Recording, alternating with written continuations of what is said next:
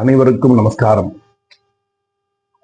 நம்மளுடைய வாழ்க்கையில பக்தி மார்க்கம் தான் ரொம்ப இம்பார்ட்டன்ட். நம்ம என்ன நினைக்கிறோம், மறுபிறவி வேண்டாம் என்று நினைக்கிறோம். அதே மாதிரி இந்த பிறவியில நம்மளுடைய வாழ்க்கையானது யாருக்குமே தொந்தரவு இல்லாம நம்ம போகணும் அப்படிங்கிற ஒரு எண்ணத்தோட இருக்கோம், அப்படிதானே? அப்ப அந்த எண்ணத்தோட நாம் இருக்கும் பொழுது அந்த எண்ணம் தான் நமக்கு செயல்படுத்துங்கிறது நிதர்சனமான உண்மை. அப்ப என்ன பண்ணணும்? பெருமாளுடைய திருவடியை சரணாகதி அடைந்தால் மட்டுமே நமக்கு ஒரு நிம்மதியான ஒரு இறப்பு இருக்கும், மறுபிறவி இருக்காது. திருவடியை சரணாகதி அடைவதுதான் முதல் வேலை. என்ன பண்ணோம்?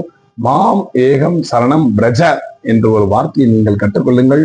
அது பெருமாளுடைய திருவடியை சரணாகதி அடைஞ்சு மறுபிறவி இல்லாத ஒரு வாழ்க்கையை நமக்கு தரும். மறுபிறவி இல்லா நம்மளோட ஆத்மா எங்க போகும் தெரியுமா?